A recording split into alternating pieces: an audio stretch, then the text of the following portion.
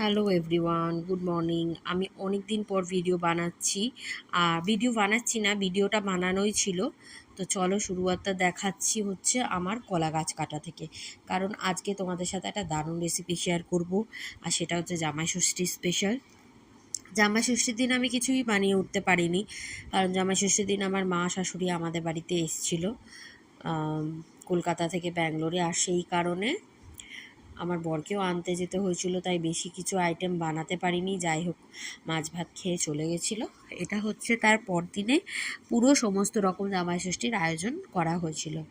আর এখানে আমি এখন উঠছি এই জঙ্গলে, পাহাড় পর্বত পেরিয়ে। হাতে আমার আছে একটা ছুরি। আমার মেয়ে ভিডিওটা করে দিচ্ছে। ছুরি নিয়ে এসে গেছি কলা গাছের পাতা কাটতে। এই জীবনে প্রথমবার এত কষ্ট করে কলা পাতা কাটতে এসেছি।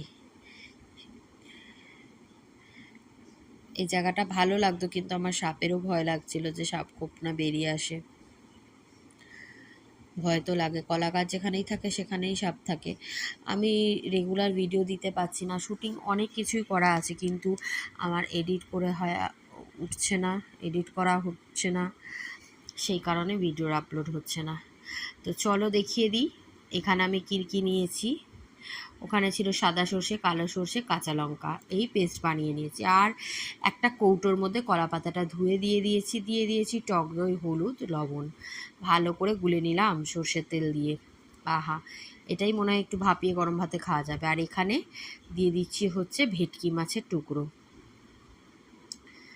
ভেটকি মাছটা নুন হলুদ আর মাখাইনি, পুরোপুরি ঝোলের মধ্যেই নুন হলুদ যা মাখিয়ে নিয়েছিলাম সেটাই। আর ওপর থেকে দিয়ে দিলাম আর একটা কলা পাতা, মানে মাপ করে কাটা ছিল, কেটে নিয়েছিলাম।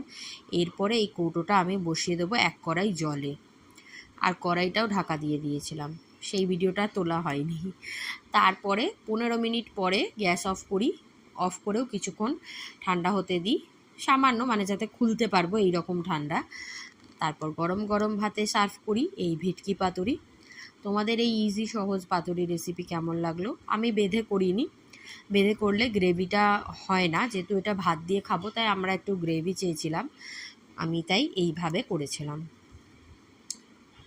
এরকম রেসিপির আপডেট পেতে চ্যানেলটা সাবস্ক্রাইব করতে ভুলো না। চলো এবারে শেয়ার করে দিচ্ছি তোমাদের সাথে জামাই ষষ্ঠীর মেনু ও থালি।